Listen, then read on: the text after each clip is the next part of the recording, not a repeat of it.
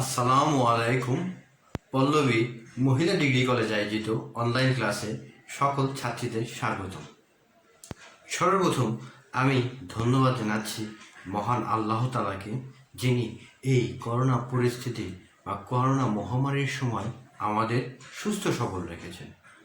আমি আরও ধন্যবাদ জানাচ্ছি আমাদের অধ্যক্ষ, উপাধ্যক্ষ, অনলাইন ক্লাসের সাথে শিক্ষক মণ্ডলী ও ছাত্রীবৃন্দ সকলকে আমার সালাম জানিয়ে আমি আজকের ক্লাস শুরু করছি।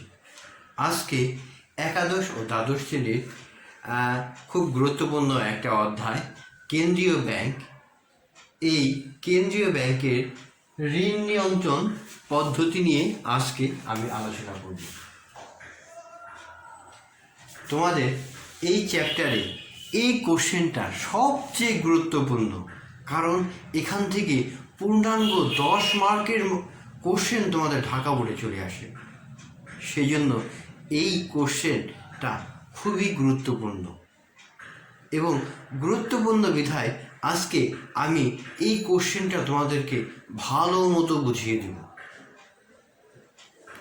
তোমরা আশা করি এই কোশ্চেনটা বাসায় ভালো মতো পড়বা, বুঝবা এবং এখান থেকে ভালো মতো যাতে তোমরা পরবর্তীতে উত্তর দিতে পারো সেই প্রচেষ্টায় যেন থাকে তোমাদের। তো আজকে আমি আমার এই ক্লাস এখনই শুরু করছি।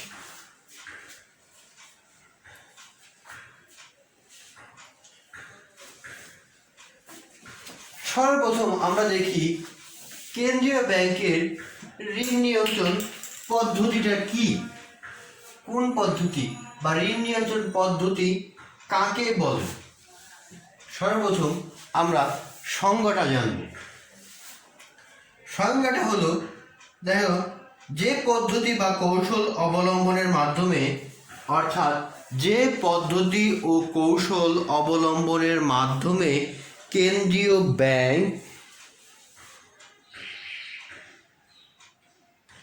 দেশের ঋণের যোগান বা বাজারে মুদ্রা সরবরাহ পরিস্থিতি কাম্য স্তরে সীমাবদ্ধ রাখে বা সব ধরনের ব্যাংক ও আর্থিক প্রতিষ্ঠানের ঋণ সৃষ্টির ক্ষমতাকে নিয়ন্ত্রণের প্রয়াস চালায়, তাকে কেন্দ্রীয় ব্যাংকের ঋণ নিয়ন্ত্রণ পদ্ধতি বলে।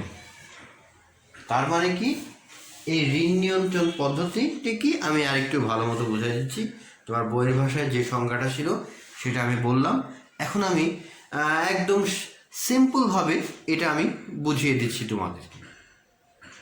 তো দেখো, কেন্দ্রীয় ব্যাংকের ঋণ নিয়ন্ত্রণ অর্থাৎ কেন্দ্রীয় ব্যাংক দ্বারা সরকার, অর্থাৎ দেশের যে কোনো দেশের সরকার দেশের সমস্ত ঋণ ব্যবস্থা নিয়ন্ত্রণ করে।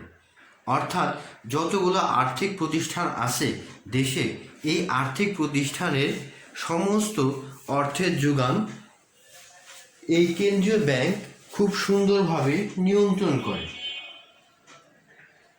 অর্থাৎ কেন্দ্রীয় ব্যাংকের মাধ্যমে এখানে বলা হয় যে কোন ব্যাংক বা কোন আর্থিক প্রতিষ্ঠান কি পরিমাণ ঋণ প্রদান করতে পারবে, তা এই কেন্দ্রীয় ব্যাংক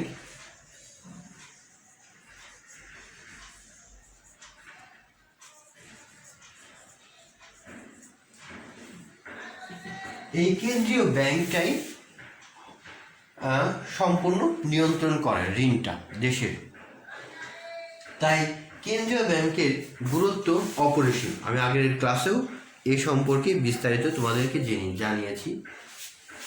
এই কেন্দ্রীয় ব্যাংক দ্বারা দেশের সমস্ত বাণিজ্যিক ব্যাংক এবং আর্থিক প্রতিষ্ঠান যে সকল আছে তা সম্পূর্ণই এই নিয়ন্ত্রিত হয় এই কেন্দ্রীয় ব্যাংকের মাধ্যমে। তাই কেন্দ্রীয় ব্যাংকটা দেশের মুদ্রা বাজারের পুরা দায়িত্বই থাকে, নিয়ন্ত্রণই থাকে এই কেন্দ্রীয় ব্যাংকের উপর। তাই কেন্দ্রীয় ব্যাংকের মাধ্যমে দেশের সমস্ত ঋণ নিয়ন্ত্রিত হয়। আমরা এখন দেখব যে কেন্দ্রীয় ব্যাংক কিভাবে দেশের ঋণ নিয়ন্ত্রণ করে বা কোন পদ্ধতির মাধ্যমে দেশের সমস্ত ঋণ নিয়ন্ত্রণ এই কেন্দ্রীয় ব্যাংক করে থাকে। দেখো, এটা খুবই গুরুত্বপূর্ণ একটা বিষয়। কেন্দ্রীয় ব্যাংক দুইভাবে ঋণ নিয়ন্ত্রণ করতে পারে।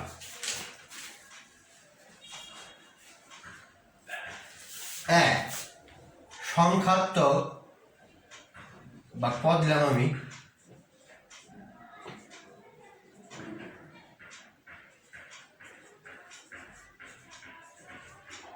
বা সাধারণ পদ্ধতি।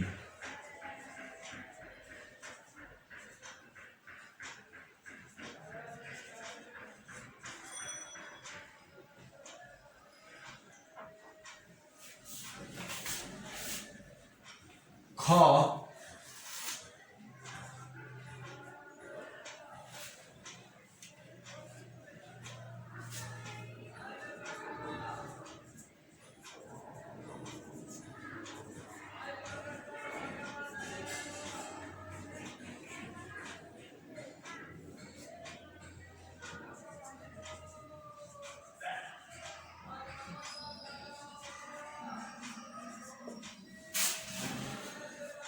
সংখ্যাত্মক বা সাধারণ পদ্ধতি। দুই, গুণগত বা নির্বাচনমূলক পদ্ধতি। এই দুই প্রকার পদ্ধতির মাধ্যমে দেশের কেন্দ্রীয় ব্যাংক তাদের ঋণ নিয়ন্ত্রণ করে থাকে। তাহলে আমরা এখন ক নম্বরে যেটা আছে, দেখো, সংখ্যাত্মক বা সাধারণ পদ্ধতি নিয়ে আলোচনা করব। তো এই সংখ্যাত্মক বা সাধারণ পদ্ধতির ভিতরে আছে তিন প্রকার। এক, ব্যাংক হার নীতি। দুই, খোলা বাজার নীতি। তিন, জমার হার পরিবর্তন। ব্যাংক হার নীতি। দুই, খোলা বাজার নীতি। তিন, জমার হার পরিবর্তন। অর্থাৎ ব্যাংক হার নীতি, খোলা বাজার নীতি, জমার হার পরিবর্তন, এই তিনভাবেই সংখ্যাত্মক বা সাধারণ পদ্ধতিতে কেন্দ্রীয় ব্যাংক ঋণ নিয়ন্ত্রণ করে থাকে। তাহলে প্রথমে আমরা দেখি সাধারণ পদ্ধতি বা সংখ্যাত্মক পদ্ধতি বলতে আমরা কি বুঝি। ঋণের উদ্দেশ্য বা ব্যবহারের প্রতি বিশেষ দৃষ্টি আরোপ না করে সাধারণভাবে বাজারে ঋণের পরিমাণ নিয়ন্ত্রণ করায় কৌশলকেই সাধারণ বা সংখ্যাত্মক পদ্ধতি বলে। অর্থাৎ সাধারণভাবে যে প্রক্রিয়ার মাধ্যমে কেন্দ্রীয় ব্যাংক বাজারে ঋণ নিয়ন্ত্রণ করে তাকেই সাধারণ বা সংখ্যাত্মক ঋণ নিয়ন্ত্রণ পদ্ধতি বলে। এই পদ্ধতির প্রথমেই আছে, দেখো, ব্যাংক হার নীতি। আমরা এখন দেখব এই ব্যাংক হার নীতি কি। একটু লক্ষ্য রাখো, ব্যাংক হার নীতি কি। বাণিজ্যিক ব্যাংকগুলো যে সুদে হারে কেন্দ্রীয় ব্যাংকের নিকট থেকে ঋণ গ্রহণ করে বা প্রথম শ্রেণীর বিল বা সিকিউরিটি সমূহ বাট্টা করে নেয়, সে হারকে ব্যাংক হার বলে। অর্থাৎ বাণিজ্যিক ব্যাংক কেন্দ্রীয় ব্যাংকের বা কেন্দ্রীয় ব্যাংক বাণিজ্যিক ব্যাংকের নিকট যে সুদে বা বাণিজ্যিক ব্যাংকগুলো যে সুদে কেন্দ্রীয় ব্যাংকগুলোর নিকট সিকিউরিটি বা প্রথম শ্রেণীর সিকিউরিটি বা বিল বাট্টা করে থাকে, সেই হারকে আমরা ব্যাংক হার নীতি বলবো। এই ব্যাংক হার নীতি হ্রাস এবং বৃদ্ধি, কমিয়ে এবং বাড়িয়ে যে প্রক্রিয়ার মাধ্যমে ঋণ নিয়ন্ত্রণ করে কেন্দ্রীয় ব্যাংক, সেই পদ্ধতিটাই হলো এই ব্যাংক হার নীতি। এখন আমরা দেখি কি পদ্ধতিতে এই ঋণ নিয়ন্ত্রণ করে থাকে।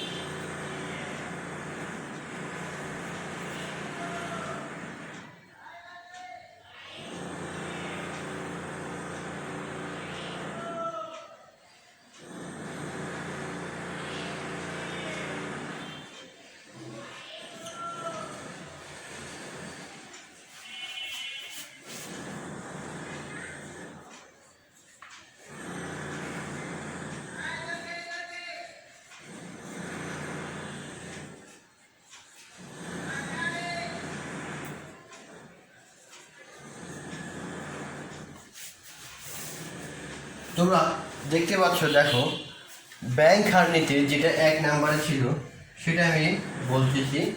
ব্যাংক হার বৃদ্ধি, অর্থাৎ ব্যাংক হার বৃদ্ধির ফলে বাণিজ্যিক ব্যাংকের সুদের হার বৃদ্ধি পায় এবং এতে কী হয়, জনগণ ঋণ গ্রহণের নিরুৎসাহিত হয়। ফলে বাজারে ঋণের পরিমাণ হ্রাস পায় বা কমে যায়। আবার এর বিপরীত হলে কি হয় একটু দেখো, দেখো ব্যাংক হার হ্রাস, যদি ব্যাংক হার হ্রাস পায় তাহলে বাণিজ্যিক ব্যাংকের সুদের হার হ্রাস পায়। এতে কি হয়, ঋণ গ্রহণের উৎসাহ পায়। ফলে কি হয়, বাজারে ঋণের পরিমাণ বৃদ্ধি পায়। একটু লক্ষ্য রাখো, দেখো এই দুই প্রক্রিয়ার মাধ্যমে এই ব্যাংক হার নীতির থেকে হ্রাস এবং বৃদ্ধি করে কেন্দ্রীয় ব্যাংক তাদের ঋণ নিয়ন্ত্রণ করতে পারে। ব্যাংক হার যদি বৃদ্ধি পায় তাহলে কি হয়, বাণিজ্যিক ব্যাংকের সুদের হার বৃদ্ধি পায়। ফলে কি হয়, ঋণ গ্রহণে নিরুৎসাহিত হয়। ফলে বাজারে ঋণের পরিমাণ হ্রাস পায়। আবার ব্যাংক হার হ্রাস পেলে বাণিজ্যিক ব্যাংকের সুদের হার হ্রাস পায়। বাণিজ্যিক ব্যাংকের সুদের হার হ্রাস পায়। ফলে কি হয়, জনগণ বা যারা ব্যাংকের গ্রাহক আছে তারা কি হয়, ঋণ গ্রহণের উৎসাহিত হয়। ফলে বাজারে ঋণের পরিমাণ বৃদ্ধি পায়। তাহলে এই হ্রাস এবং বৃদ্ধির মাধ্যম ঘটিয়ে যেভাবে কেন্দ্রীয় ব্যাংক ঋণ নিয়ন্ত্রণ করে তাকে এই ব্যাংক হার নীতি বলে। আমরা এখন দ্বিতীয়টা দেখব,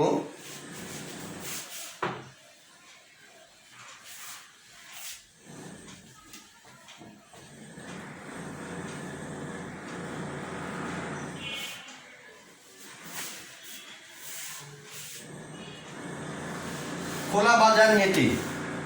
খোলা বাজার নীতি, এখন আমরা দেখব এই খোলা বাজার নীতি কাকে বলে। বর্তমানকালে সরকার যেমন প্রয়োজনে বিভিন্ন ধরনের বন্ড সিকিউরিটি খোলা বাজারে বিক্রয় করতে পারে, তেমনি খোলা বাজার হতে বিভিন্ন ধরনের বেসরকারি বন্ড সিকিউরিটি বা শেয়ার ক্রয় করতে পারে। কেন্দ্রীয় ব্যাংক খোলা বাজারে এ সকল দলিল ক্রয় বিক্রয়ের মাধ্যমে বাণিজ্যিক ব্যাংকগুলোকে ঋণদানের সামর্থ্য হ্রাস বৃদ্ধি কৌশল গ্রহণ করে তাকে খোলা বাজার নীতি বলে। তাহলে খোলা বাজার নীতি বোঝা গেল, অর্থাৎ বন্ড সিকিউরিটি ক্রয় বিক্রয়ের মাধ্যমে, অর্থাৎ একটু চিত্রে দেখো,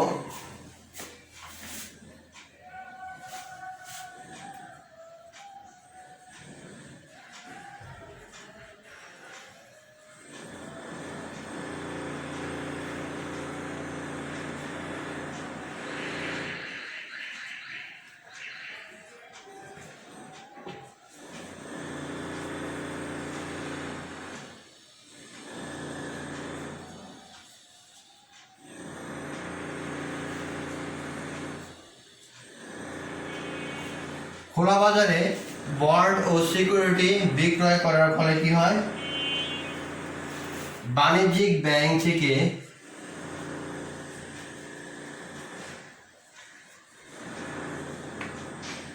অর্থ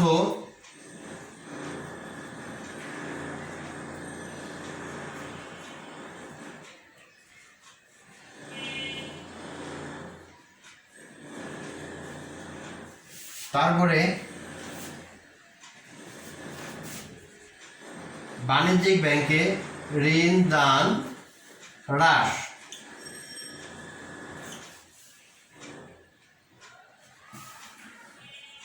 ফলে কি হয়, বাজারে ঋণের পরিমাণ হ্রাস পায়। একটু দেখো, আবার খোলা বাজারে সিকিউরিটি কর যদি ক্রয় করে তাহলে কি হয়? বাণিজ্যিক ব্যাংক ক্রয় করলে তখন কেন্দ্রীয় ব্যাংক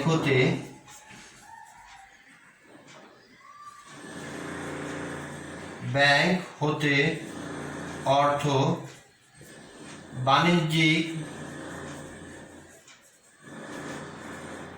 ব্যাংক গমন, তার মানে কি ঋণ দান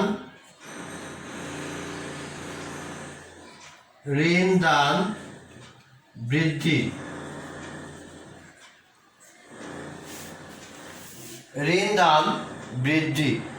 এখন ঋণ দান বৃদ্ধি হলে কি হয়? ঋণের পরিমাণ বৃদ্ধি।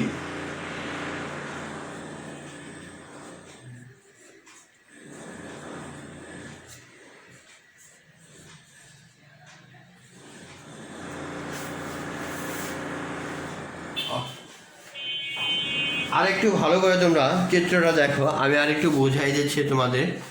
খোলা বাজারে বন্ড ও সিকিউরিটি যদি বিক্রি করে তাহলে কি হয়? বিক্রি করলে সিকিউরিটিটা মার্কেটে চলে আসে, তার মানে কেন্দ্রীয় ব্যাংক বাণিজ্যিক ব্যাংকের কাছে এই বন্ড ও সিকিউরিটি বিক্রয় করলো, ফলে বাণিজ্যিক ব্যাংক থেকে টাকাটা কেন্দ্রীয় ব্যাংকে চলে আসলো, ফলে কি হয়? কেন্দ্রীয় ব্যাংকের কাছে টাকা নাই। এই ক্ষেত্রে কি হয়?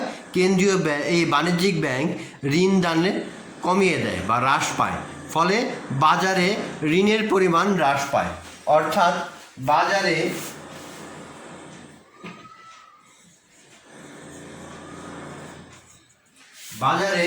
ঋণের পরিমাণটা হ্রাস পায়, অর্থাৎ হ্রাস পেল। আবার যদি খোলা বাজারে বন্ড ও সিকিউরিটি ক্রয় করে তাহলে কেন্দ্রীয় ব্যাংক থেকে অর্থ বাণিজ্যিক ব্যাংকে চলে যায়, এবং বাণিজ্যিক ব্যাংকে চলে গেলে বাণিজ্যিক ব্যাংকের কাছে স্বাভাবিকভাবে টাকা থাকবে, তখন তারা কি করবে? ঋণ প্রদান করবে, ফলে বাজারে ঋণের পরিমাণ বৃদ্ধি পাবে। তাহলে খুব সহজেই চিত্রের মাধ্যমে তোমরা বুঝতে পারলা। তোমাদের পরীক্ষায় এখান থেকে কোশ্চেন আসলে অবশ্যই এই চিত্রগুলো দিবা।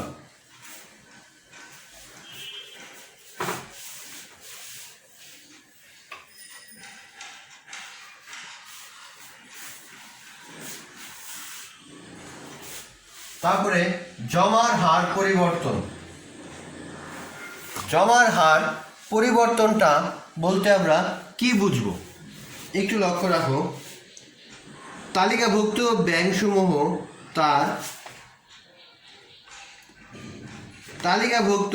ব্যাংকসমূহ তার সংগ্রহিত আমানতের একটি নির্দিষ্ট অংশ বাধ্যতামূলকভাবে নগদে বা অংশবিশেষ বন্ড বা সিকিউরিটি ক্রয় করে কেন্দ্রীয় ব্যাংকে জমা রাখে। এই জমার হার পরিবর্তন করে ঋণ নিয়ন্ত্রণ করার কৌশলকেই বলা হয় জমার হার পরিবর্তন। অর্থাৎ এই জমার হার বর্তমানে বাংলাদেশে অর্থাৎ ক্যাশ রিজার্ভ রিকোয়ারমেন্ট অর্থাৎ সিআরআর এর পরিমাণ আছে 4%, এবং তারপরে আছে সাবসিডিয়ারি লিকুইডিটি রেশিও, এই রেশিওটা আছে 13%।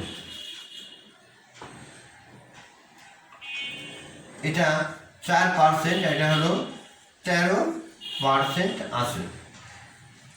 তবে যে সকল ইসলামী ব্যাংকগুলো দেখো, এই ইসলামী ব্যাংকের জন্য আছে সিআরআর আছে হলো 4%, আর এটা আছে 5.5%। এটা ইসলামী ব্যাংকের জন্য প্রযোজ্য, অর্থাৎ ইসলামী ব্যাংকগুলোতে এটা ভ্যারি করে। এই কোশ্চেনগুলা তোমাদের আসতে পারে, অর্থাৎ ক্যাশ রিজার্ভ রিকোয়ারমেন্ট আছে 4% বা 4%, তারপরে সাবসিডিয়ারি লিকুইড রেশিও আছে 13% অর্থাৎ 13%। আবার ইসলামী ব্যাংকের জন্য আছে 4%, এবং এই এসএলআর আছে 5.5%। এটা বাংলাদেশ সরকারের একটা প্রজ্ঞাপন বা বাংলাদেশ ব্যাংক এটা নির্ধারণ করে দিয়েছে। এখন আমরা দেখব এই জমার হার পরিবর্তন করে কিভাবে কেন্দ্রীয় ব্যাংক ঋণ নিয়ন্ত্রণ করে।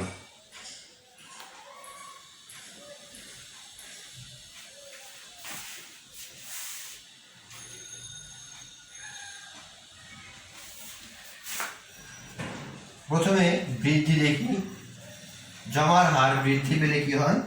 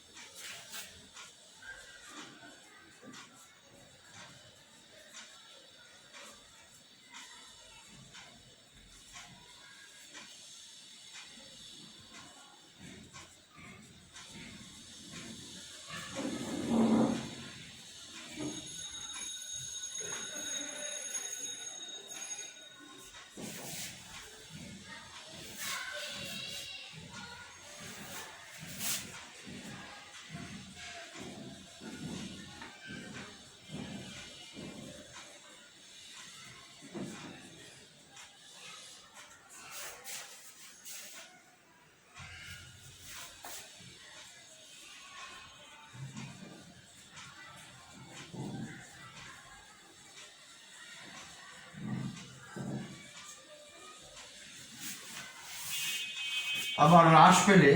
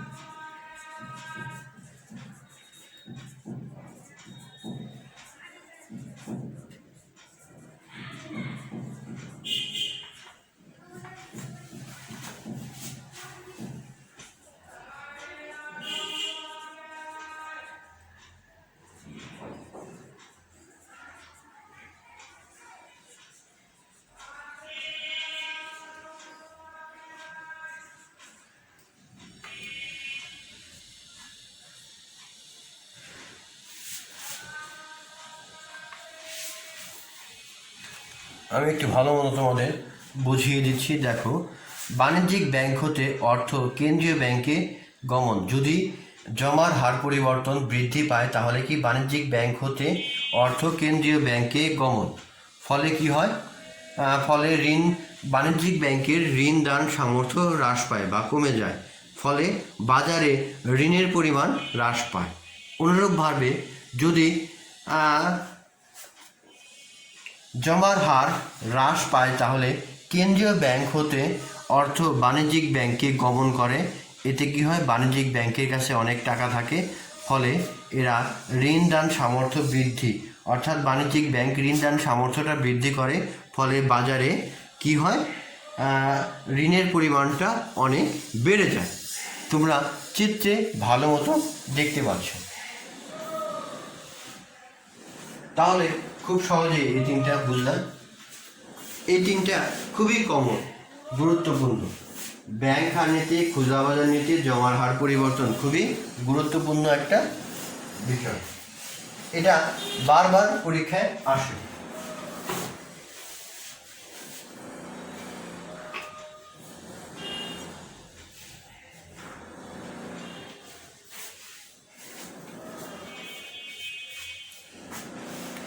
এখন আমরা দেখব গুণগত বা নির্বাচনমূলক পদ্ধতি।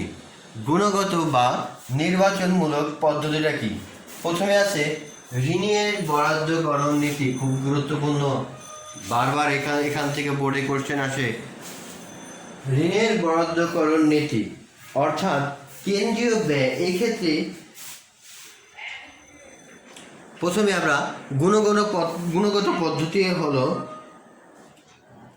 কোনো বিশেষ ক্ষেত্রে বিশেষ লক্ষ্য অর্জনের জন্য ঋণের উদ্দেশ্য বা ব্যবহারের প্রতি খেয়াল রেখে ঋণ নিয়ন্ত্রণের যে সকল পদ্ধতি ব্যবহার করা হয় তাকে গুণগত বা গুণনীয় বা নির্বাচনমূলক পদ্ধতি বলে। অর্থাৎ কোনো বিশেষ উদ্দেশ্য নিয়ে যখন কেন্দ্রীয় ব্যাংক বাজারে ঋণ নিয়ন্ত্রণ করবে তাকে এই গুণগত পদ্ধতি বলা হয়।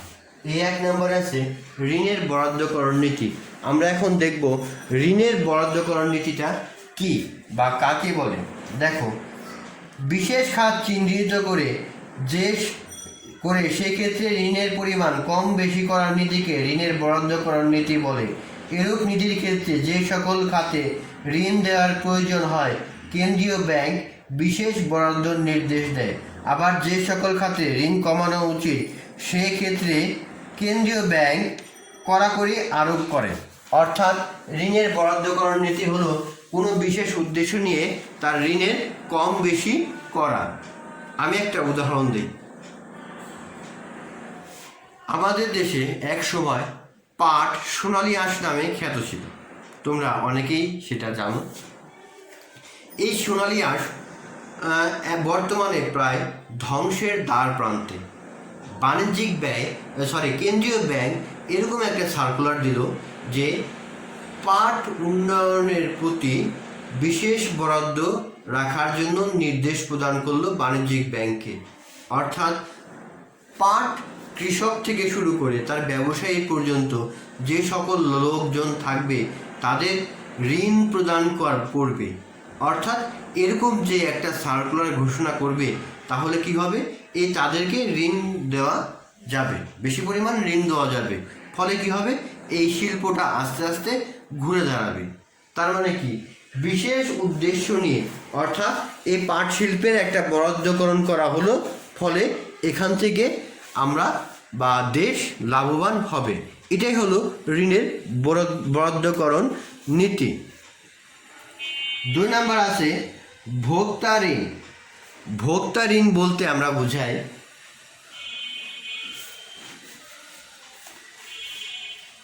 ভোক্তা অর্থাৎ কেন্দ্রীয় ব্যাংক এটাও নির্ধারণ করে দেয়। যেমন আমরা ফ্রিজ, টিভি বা বিভিন্ন জিনিসপত্র, বিভিন্ন ইলেকট্রনিক জিনিসপত্র বা ফ্রিজ বা এসি কিস্তিতে ক্রয় করে থাকি, তখন এই ক্ষেত্রে কেন্দ্রীয় ব্যাংকের একটা নির্দেশনা আসতে পারে। কীরকম নির্দেশনা দেখো, যেমন গাড়ি ক্রয়ের ব্যাংকগুলোকে ক্রয় মূল্যের 70% ঋণ দিলেও কেন্দ্রীয় ব্যাংক নতুন নির্দেশনা জারি হয়েছে 50%-এর বেশি ঋণ দেওয়া যাবে না। অর্থাৎ কিস্তির সংখ্যা 24-এর স্থলে 12 কিস্তিতে পরিশোধ করতে হবে। অর্থাৎ কেন্দ্রীয় ব্যাংক গাড়ি কিনা, সাপোজ গাড়ি, আমি একটা গাড়ি কিনবো, এখানে আমি 70% ঋণ গ্রহণ করব আর 30% নগদে প্রদান করব। এভাবে আমার শোরুমের মালিকের সাথে কন্ট্রাক্ট বা চুক্তি হলো। কিন্তু বাংলাদেশ ব্যাংক বললো না, এটা হবে না, তোমাকে এখানে 50% তুমি কিস্তি দিবা এবং 50% তুমি নগদ পরিশোধ করতে হবে যদি তুমি গাড়ি ক্রয় করো। এরূপ যে নির্দেশনা থাকে সেটাই হলো ভোক্তা ঋণ নিয়ন্ত্রণ। অর্থাৎ এই ঋণটা কম এবং বেশি করে যে প্রক্রিয়ার মাধ্যমে ঋণ নিয়ন্ত্রণ করে সেটাই হলো ভোক্তা ঋণ নিয়ন্ত্রণ। 3 নম্বর দেখো, জামানতি ঋণের প্রান্তিক হার পরিবর্তন। অর্থাৎ জামানতি ঋণ যে সকল ঋণগুলো আমরা জামানত বা বন্ধক রেখে বা স্থায়ী সম্পদ বন্ধক রেখে ঋণ গ্রহণ করি তাই হলো জামানতের ঋণের সেটাই হলো জামানতি ঋণ।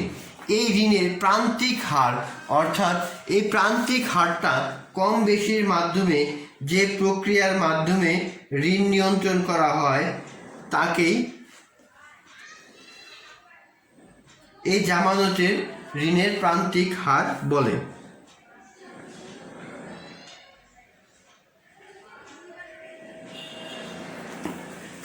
সাপোজ মনে রাখো, আমি ব্যাংক থেকে 100 টাকা ঋণ গ্রহণ করব। আমি 100 টাকার সম্পদ ব্যাংকে বন্ধক রেখে 70 টাকা ঋণ গ্রহণ করব। ব্যাংকের সাথে আমার চুক্তি হলো বা বর্তমানে এটাই প্রচলিত আছে ধরে নাও। কিন্তু কেন্দ্রীয় ব্যাংক বলল না, তুমি যদি 100 টাকা তুমি ঋণ নিতে চাও তাহলে তুমি 100 টাকার সম্পত্তি তুমি বন্ধক রেখে 50 টাকা তুমি ঋণ পাবা। আগে ছিল 100 টাকা ঋণ নিতে গেলে আমাকে ব্যাংক 70 টাকা দেবে। পরবর্তীতে কি হলো, বাংলাদেশ ব্যাংক সার্কুলার দিল না,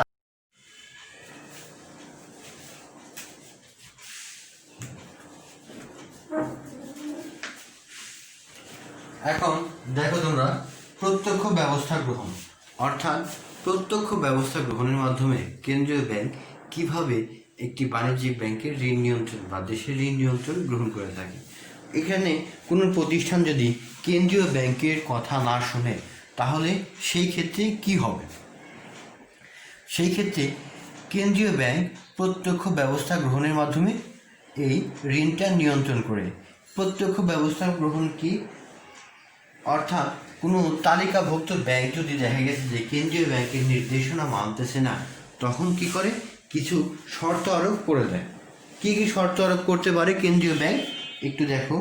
অতিরিক্ত দণ্ডনীয় সুদ চার্জ, অতিরিক্ত রিজার্ভ সংরক্ষণের নির্দেশ, ঋণের সুবিধা প্রত্যাহার, নিকাশ ঘরের সুবিধা প্রত্যাহার, এই প্রভৃতির মাধ্যমে প্রত্যক্ষভাবে কেন্দ্রীয় ব্যাংক তাদের ঋণ নিয়ন্ত্রণ করতে পারে। 5 নাম্বার, নৈতিক প্রচারণা। নৈতিক বলতে অর্থাৎ নীতি, অর্থাৎ যে নিয়ম এবং নীতির প্রচারণার মাধ্যমে দেখো ঋণ নিয়ন্ত্রণের বিষয়ে আনুষ্ঠানিক কোনো নির্দেশনা জারি না করে কেন্দ্রীয় ব্যাংক অধীনস্থ ব্যাংকসমূহের উপদেশ বা পরামর্শমূলক প্রদানের মাধ্যমে ঋণ নিয়ন্ত্রণের চেষ্টা করলে তাকে নৈতিক প্রচারণার মাধ্যমে ঋণ নিয়ন্ত্রণ বলে।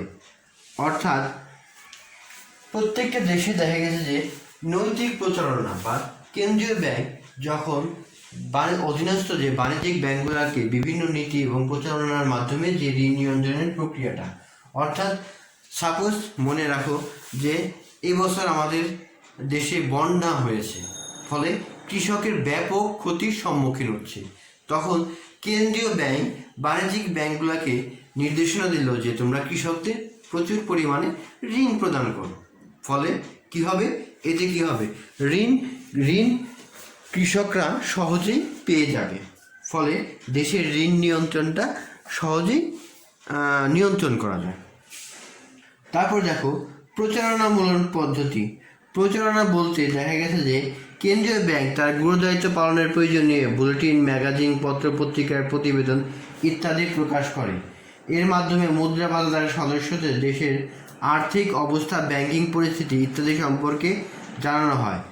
দেশের খাতোয়ারি ঋণ অবস্থা, এক্ষেত্রে করণীয় ইত্যাদি বিষয়ে আলোকপাত করা থাকে।